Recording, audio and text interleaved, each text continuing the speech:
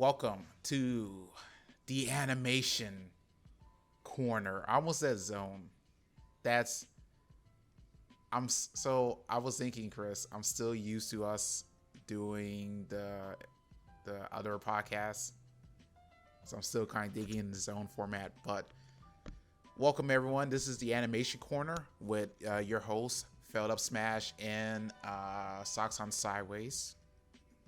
Yep, what's up, people?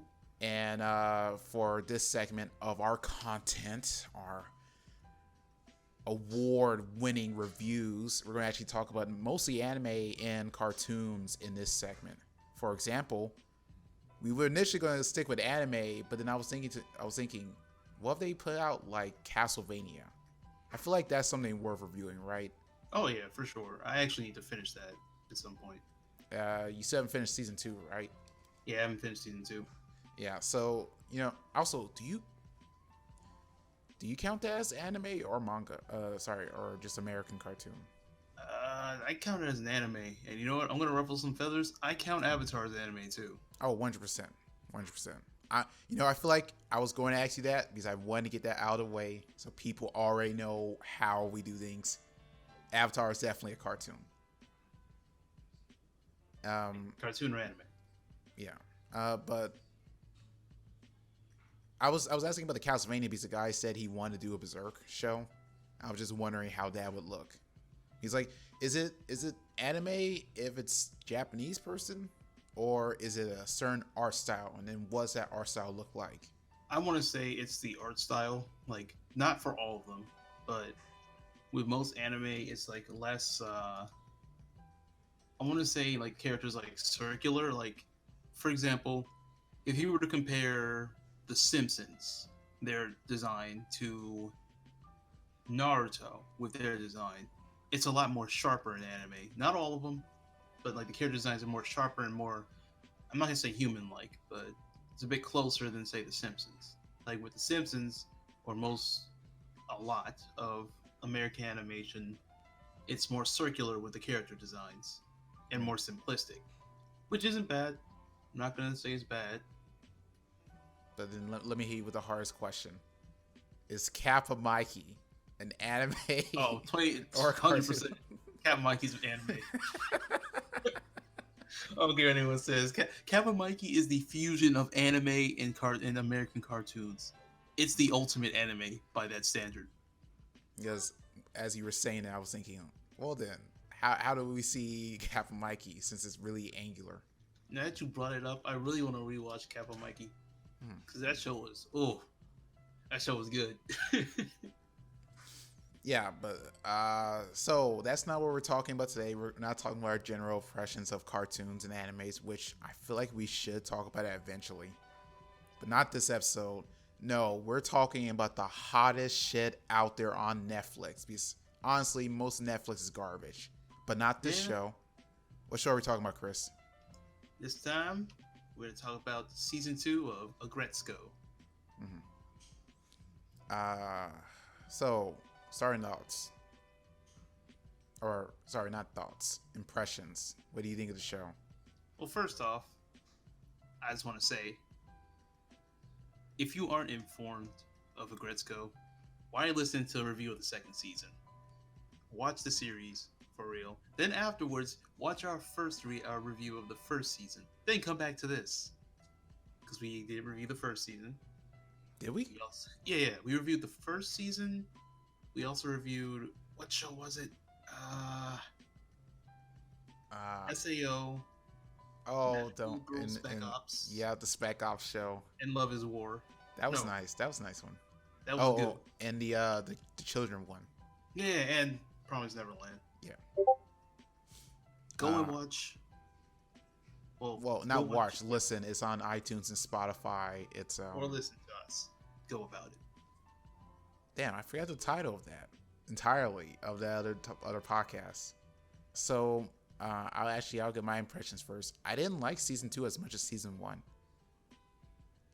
Honestly, I'm not gonna lie to you and say I thought it was the best season, because it was more or less the same but with different characters. Yeah, exactly. I think the only thing that was different was the momentary antagonist of, was it Anai? Yes. And even then, he ended up just like, he was just more or less an antagonist for 2 seasons, not 2 seasons, 2 episodes, maybe three. 3. Then it's just back to, Aggretsuko having delusions of grandeur. Though I do like the little domino effect when it came to Aggretsuko's mother coming, into her life and trying to take control. Because it's like,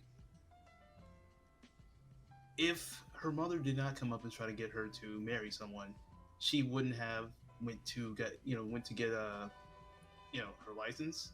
Yeah. And if she didn't go to get her license, she wouldn't have met Tadano, which I just want to say, it's funny, he's a donkey, because he did end up acting like a jackass at the end. Just saying. Yeah, I would definitely call some of his behavior toxic. Outside of those, the domino effect and Anai as a character, who I have to say, at first I didn't like him because he came off as like just a huge dick. But I think, I wouldn't say he redeemed himself, but he became less annoying once he was tamed, I guess. Yeah, and everyone gave him a chance and actually communicated to him. I just kind of wish we saw more into why he was the way he was, like why he was super defensive. 100%. Actually, I was going to say, that's actually something I have in my notes. I was saying I kind of wish the entire season was just focused on Anai. Oh yeah, definitely. The way they presented Anai, it made me believe that he was going to be a bit more important in the series. But even though it's not as bad, I'm just going to use it as an example. They kind of Fairly Odd Parents did, where they just like added a new character for like one conflict, and then they just made him a background character. Yeah, actually, that's the question I was going to bring up, which is so based on season 2 in season 1, definitely there's definitely like 2 different strings of events that happen. There's like her personal life and her private life. And I was going to ask, what do you think should be prioritized more in season 3? I think in season 3, well, first off, as you can tell at the start of season 1 and the end of season 2, her life is getting a bit normalized, where she doesn't deal with heavy, like she doesn't go do karaoke anymore. Right. So she's like has a little bit more peace. What I think we need to do is, even though I like Retsuko, put a little bit of, we have a bit more stress on her just because she got out of that relationship with Tadano, and that's definitely gonna mess with her a bit. But bring it back to what we know about Retsuko, which was she liked heavy metal. Mm-hmm. So I say we just give her a bit more things to stress her out, and see how she will react to the situation with the characters around her. Well, yeah. So if we focus on her personal life, at that point we're watching a slice of life that, honestly, if you took the like that aspect about her when it comes to karaoke and all that, you could just replace her name with anyone else, and people think, oh, so it's just a slice of life based on that character. Yeah. That's why I was favoring the workforce. And what I was kind of disappointed by the second season, well, what I thought would have been a better idea is especially how they kind of emphasize it when, what's his name? Director Tan, when he goes, haha, now you're going to see what it's like to be a boss. And so I was thinking, like, they could have spent an entire season her being the senior member in this 2 people relationship, and see how that actually would have been nice. And then have Director Tan just come in and kind of see how she handles authority, because she works a lot all the time and she's a dependable person. They even commented about it when what was it, Haida was talking to Washimi. He even said that over reliance is kind of her shtick, basically. Yeah. So I'm expecting like eventually she's going to get promoted and then get in a higher position in life, and so and that's going to cause stress. Exactly. So that would have been perfect. Like, I understand we also got to see her, her outside life, but I think the part that most people were drawn to when it comes to Aggretsuko was that she was one, the cutesy art style in contrast with it, the heavy metal. Yeah, definitely. And the heavy metal was brought out whenever she was stressed. If she's not stressed, like I said before, it's gonna be kind of boring. I Hmm. like the characters, but if we don't see the contrast constantly, not constantly, but in situations where it calls for it, it's gonna be boring. Exactly. Exactly. That's why probably my least favorite part of the first season was when Aggretsuko was with Risasuke. Space Cadet. Yeah, Cadet. Space Cadet. While it made sense to her character because she was being oblivious towards everything that was wrong about Risasuke or Space Cadet. I don't remember his full name. His name. I'm pretty sure it was Risasuke. But because she was trying to hold back all her anger, it kind of cut out a part of the show that was good.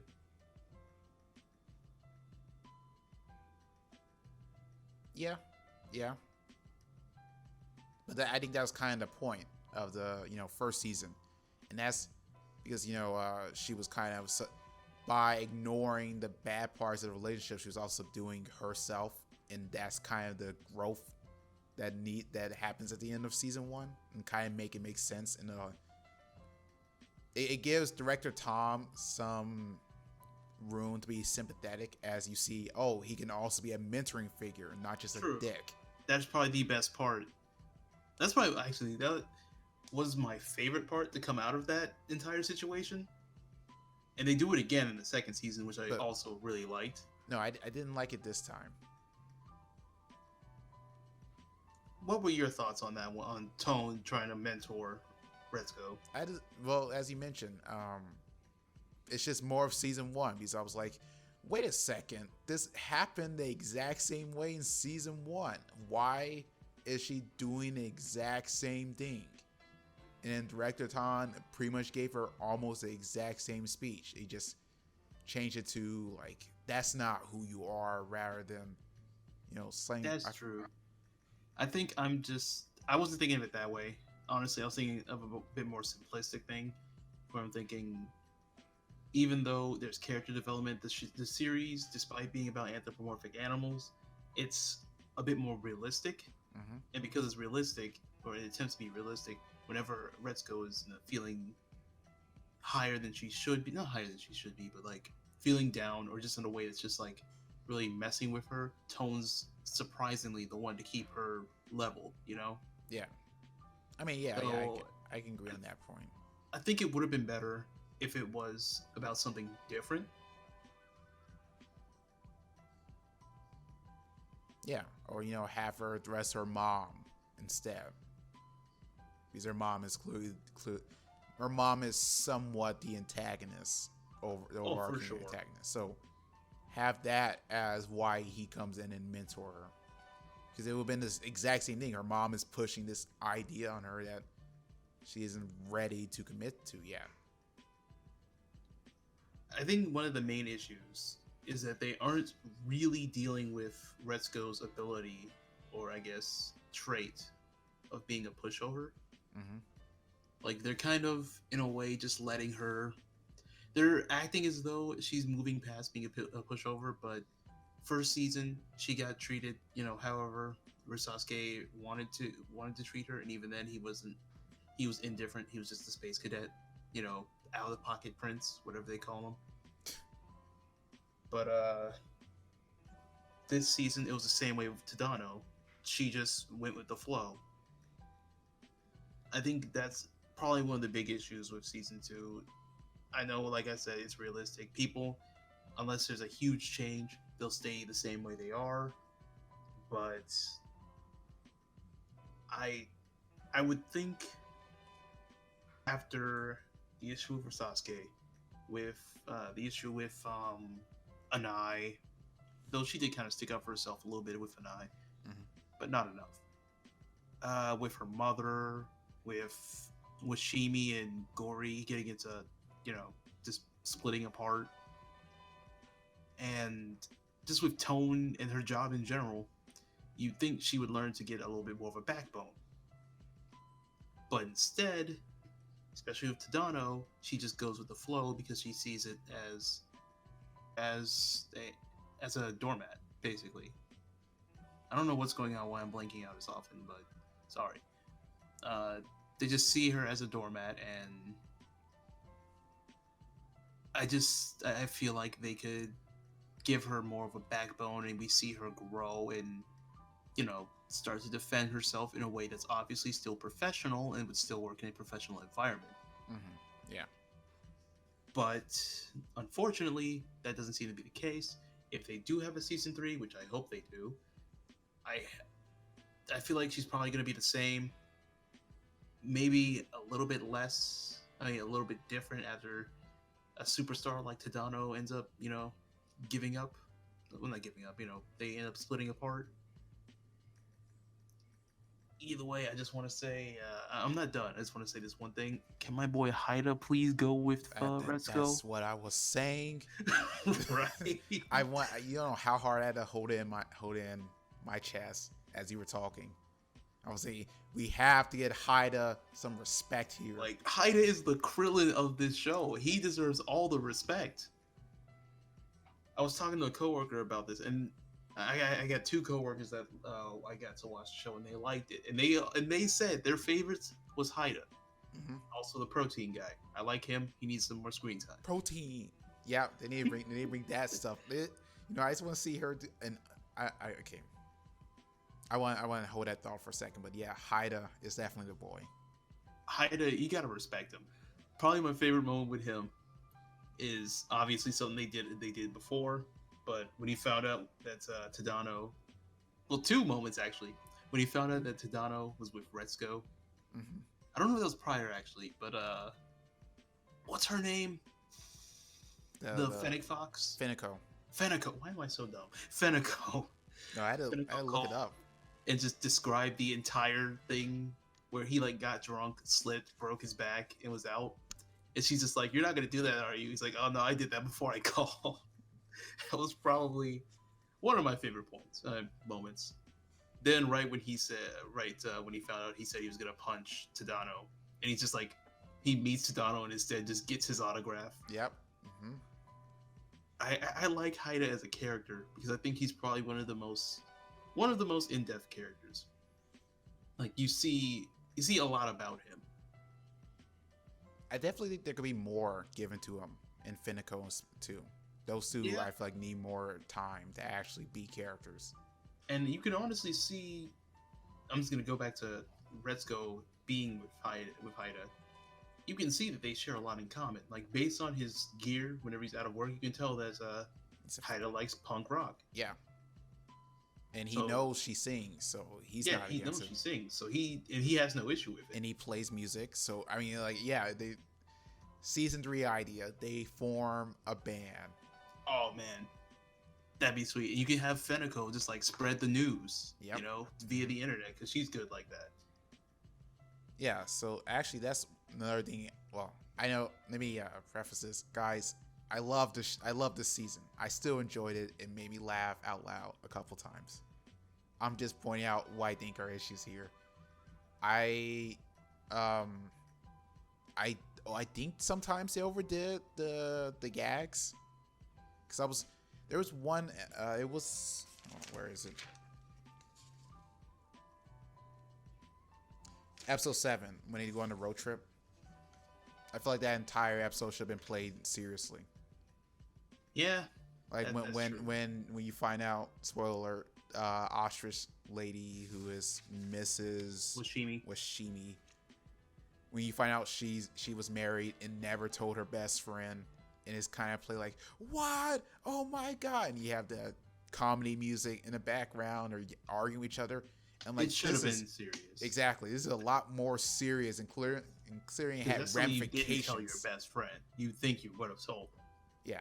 At least once. And it had ramifications multiple episodes afterwards. It was just like, I don't think you should have played it that way. Like in that episode, the atmosphere was a bit too weird.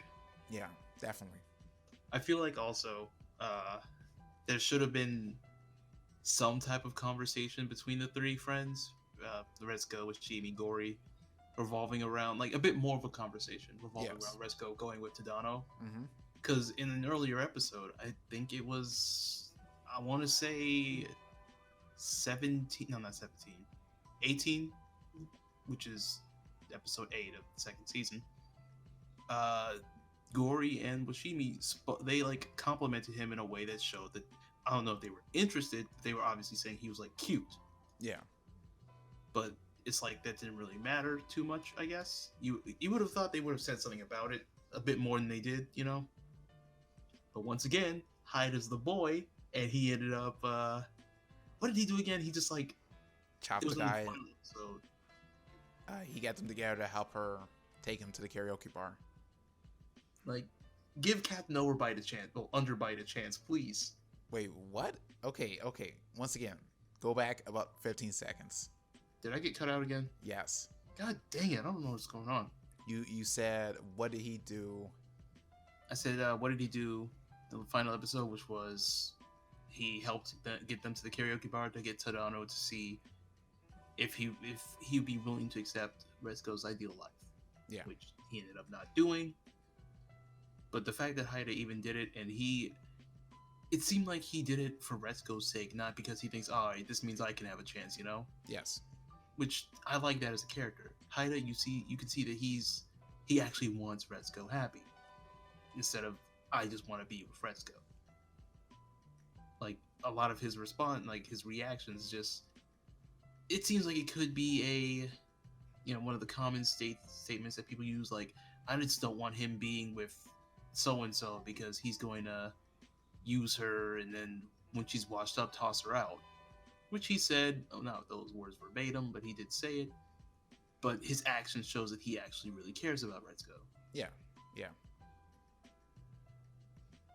But I think he just needs more respect. I'm not saying that she needs to date him, because that's not true. She does not need to. A bunch of people would love to have him date. Definitely. I'm just saying Hyde is the boy. The series needs to give him a bit more respect on his name. Not saying let him go out with Retsuko if, she doesn't. She's her own person. All right. He's the boy. I've seen so many people insult him. It's like, why? Haida he's a good character. He's a well-made character. Another well-made character that I wasn't expecting. Who?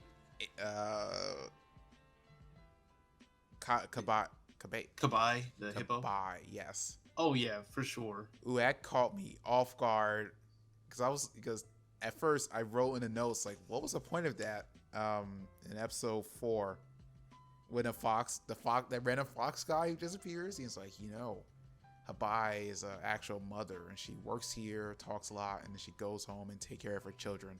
And then it shows. What's the term? Chekhov's gun? Yes, that's the term. I was just like, who the hell is this fox guy? They've shown him in the first. Yeah, I saw. I think he was in the mixer. I don't think he was really that important. He was in the mixer, but he was also in the love arc of season 1. Yeah. He was there, so he's just occasionally there to like give some perspective, but they just don't address who he is. It's just Retsuko know who he is, but we as an audience don't know who the hell this guy is. But yeah, I think that that's an example of like what you could do with the show if you just focus more on work life, where it just this person that no one likes and find very annoying actually is pretty well developed and pretty sympathetic when you actually take the time to know her. I agree. The best thing they could do is to focus more on the work life and her reactions to it, because this is gonna be a weird thing.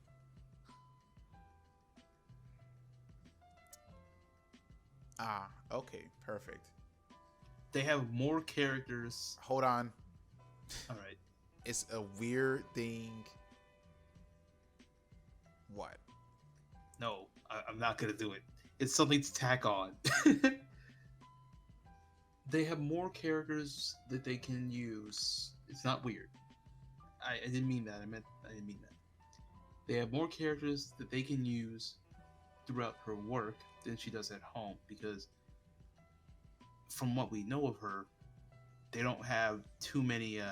We don't really know too much about her home life outside of her mother, her friend who has a It's just company. gone most of the season. I'm not gonna lie, I don't really think the points with her are really that necessary. No. Season 1, yeah. I don't think season 2. Yeah, season one, it drove her in a certain way to think about like how to get out of her office job. Season two, I didn't even I didn't even know why she was there. Right. That's what I It felt thought like too. it was just a comedic moment, Hmm. but even then, it kind of fell flat because it was. It's like, yeah, I get this person irresponsible. I can only think that it's just to show how much time, like how time and responsibility can affect a person. And the only reason I would say that is because of the. I don't know if it was near the end of the episode or the middle of the episode, but she talks to one of her coworkers, and they try to get out of working the day after so he can be a part of a band. And her only response is, "I remember when I used to be able to do that," or "I remember when I used to do that." Yeah. So either way, I think the only reason that was there was just to show how much responsibility and time can change a person. Yeah. That's what I felt. Or at least to show how everyone else is kind of growing around her. That could work too. Only issue is, I didn't really see that happening towards anyone else in her office, you know? Yeah. And then that or her mother, who, I mean, she's already old ish. She has a lot of wrinkles, so I'm just going to say she's pretty old. And I mean, Resco's 25. If we can assume that she had Resco when she was like 25, I mean, she'd be like 50. Uh, maybe. I'm trying to think about, based on context clues, how could she be? So I'm assuming she described how how the mom and father came together. And I'm thinking like, well, if they were doing that, they were probably younger. If they had to resist their parents' rules. That was actually a pretty funny joke. For context, Yeah.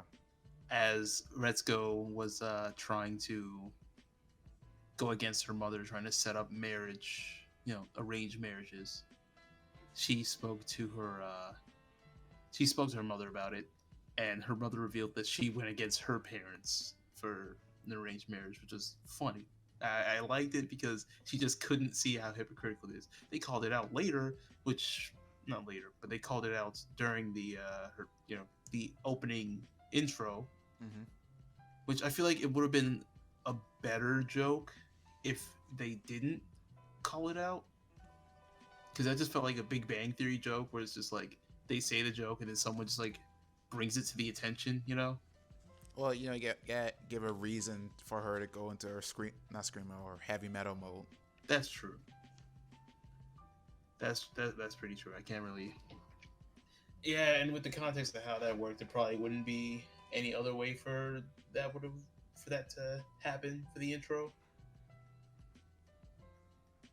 But let's see. I just want to go back and say I really wish they focused on Anai a bit. Sorry, I really wish they focused on Anai a bit more, because, like I said, they brought him in as if he was going to be a bit more important. Then he got domesticated, I think, like 3 episodes in, and then he's a background character. Yeah. He would have been a good antagonist. Also, just made me laugh every time I saw his goofy face where he just like bites his lip. It just starts typing. When you orgasm, but she keeps sucking. It's the face he makes. That was funny, especially at nights after someone would talk to him, and you just see him just going wild on his phone. Yeah. Ready to just send it. That was good. Or when it becomes like a horror movie for a second in the archives. Oh yeah. That was good too. Yeah. I feel like the relationship between Anai and Resco would have been way better for a driving force for the series, or for the season. The relationship for Resco and Tadano. Because in the end, it's just Resco being a doormat, which we've seen the first season. Yeah. Like, the whole blinded by love becoming a doormat thing, we saw how she reacted. We kind of see this time her friends are a bit more. when it comes to stopping Hold on, her, hold on. Her friends are a bit more what? Jesus Christ, I don't know why this thing keeps. All right, I'm gonna turn off push to talk. Hold on. Her friends are a bit more aggressive when it comes to trying to help her understand where she's wrong this season, anyway. Not where she's wrong, but where she needs to think this season, anyways. It's like last season. I'm not gonna say they weren't aggressive enough or they weren't really trying to proactively help her. But like when it came towards when it came to like Feneko, Haida, Washimi, uh, Gory, they just kind of told her she had to find her own way. And it just seems like this time they needed to be the push that helped. They and Director Tone needed to be the push to show her that she needed to take control and she needed to put her foot down. Right. Which is a good change of pace, but it would have been better to see her deal with her work life and, as you said before, see her actually rise up in the ranks. Maybe not dramatically promotion, but that throwaway line of her being like, now you'll see what it's like to be a bad boss. That should have mattered in the end. I agree. Because technically she's not a boss, she's just training someone, and then they're going to be on the same level once she's done. Right. Also, just want to say I watched the dub. It's not bad. I'm just gonna say that it's not bad. Wait. You said it's not bad. What do you mean it's not bad? It's pretty good. No, I know, but some people are just like, oh, dub.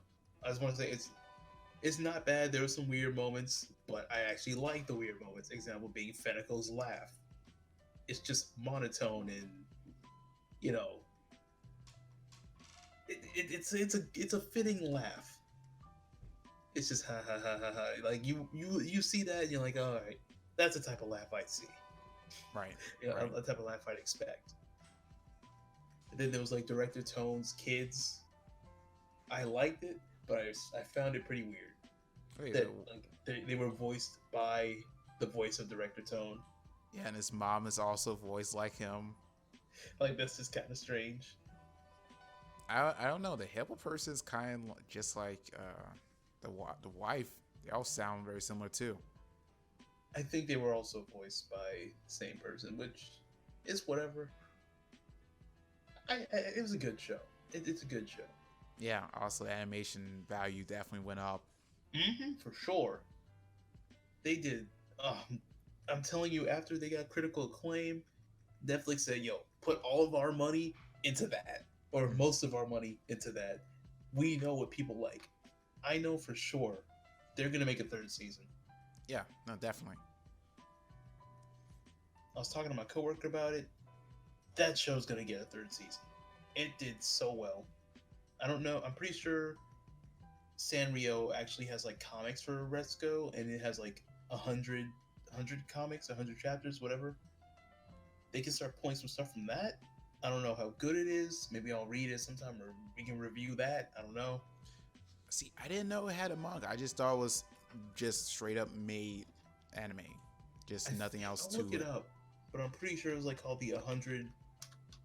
I don't know, 100 chapters of Aggretsuko. Oh no, they didn't have comics. It was a series of 100 1-minute anime shorts. That makes more sense. That's actually the format of how Aggretsuko work. For sure. Yeah. Though the 15-minute also works pretty cool too. No, it's definitely keeping in line with I guess in the original nature of the show. It's just I also just felt like some things could have been 30 minutes. Oh yeah, definitely. But let's see. Is there anything else you can talk about? No, I got all my opinions out on the show. I guess I'll just bring up an opinion on the music. And by music, I mean the heavy metal, because that's a pretty important aspect of Aggretsuko. I mean, you're telling me you're not a fan of the Disney section? I am not, to be honest.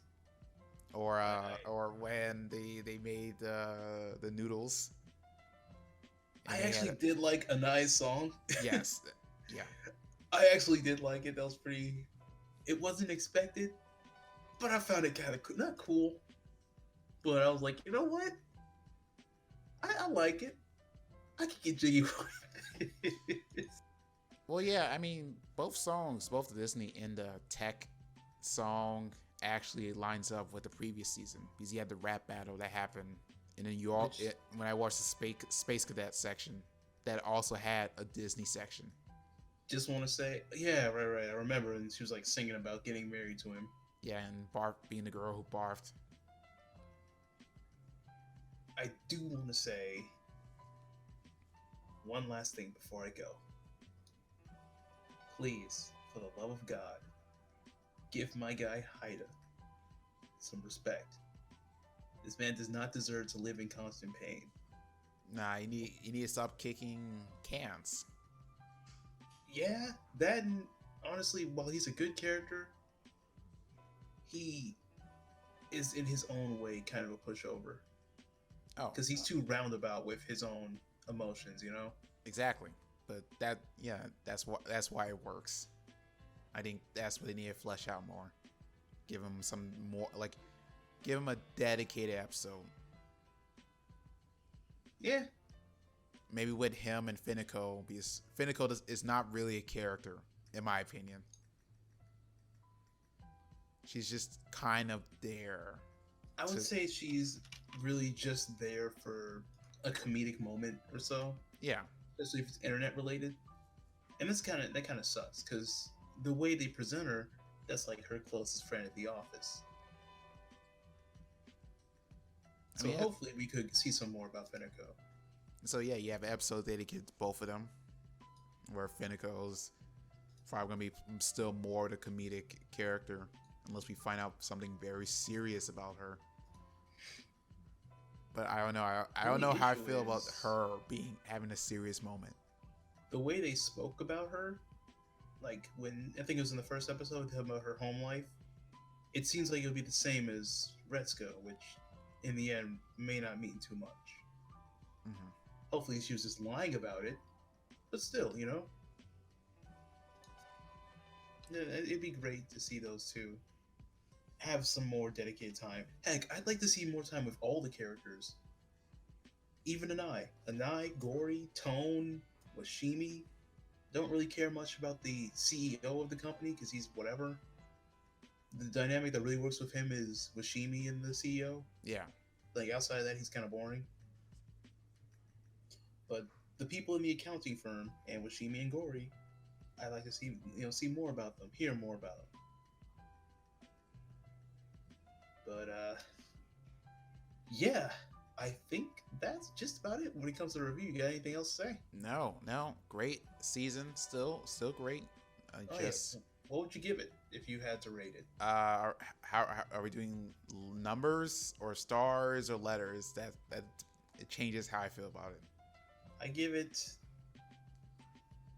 2 explosive napalm strikes out of 3 YouTube videos. There we go. Okay, I like that. I give it a 4 out of 5. Oh, I was going to actually stick with making random nonsense. You know what? No, I'm doing something random.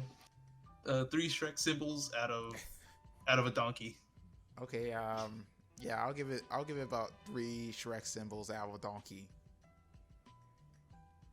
I mean, the fact that I have so many issues with it or some complaints is not saying it's a bad show, but actually that I care so much about the show that I wanted to do certain things. Like, if you didn't care, we'd be talking about Match with the Time we talked about Spec Ops, which I still didn't finish. Yeah, exactly. I still didn't finish. I was like, yo, I'm dropping this. I'm tired. The only times I think about that show is when we're talking about other anime, and I go, "Oh right, we did talk about that show." Like, I keep thinking, oh, I need to finish it just so I can think, was this good or not? Which it wasn't. No. But every time I look at it, I'm like, hey, JoJo. I don't even want to watch JoJo. Just looking at that makes me not want to watch JoJo. I cannot stress enough anyone still listening at this point to go Don't listen to watch that it. review where we actually just it's our first review if I recall. Yeah, it is. So yeah, go check that out because it's just us just so many complaints and issues about that show. It's just phew. That show's kind of sad, my guy. It's just, ugh. It could have been good too. It could have been. It had the ability to, but this is not what we're talking about. Exactly. No, we're talking about a way better show. Thank you for being part of it. Over here in the anime corner. Sorry, not anime corner, the animation corner. But that's still the same ding. Yeah. We actually talk about good shows. So like Avatar, which we probably won't talk about because everyone's already talked about it. Yeah, it's also like 10 years. Yeah. Too late. So whatever we're talking about next month, I believe. We'll figure out the dates here, but we'll see you then. You know what? See you then. Have a nice night. Listening to our other podcast. Please listen to it. You'll love it. Yeah, and don't forget we had a lot of complaints. Yeah, Shark Exorcist on Pornhub, and he's not joking, by the way. I'm not joking at all. It's on Pornhub under the aliases of blonde gets fucked by shark. And it's also on YouTube. Also on YouTube, right next to this video. So yes, you should be expecting more content from us and the rest of the gang over these coming weeks. We're going to try and get this YouTube channel running, is what I would say. Now you can sign us out. All right, thank you for being part of the Insert Disc Animation Corner. And this time, instead of games being experienced, you can watch and listen to us wherever you want.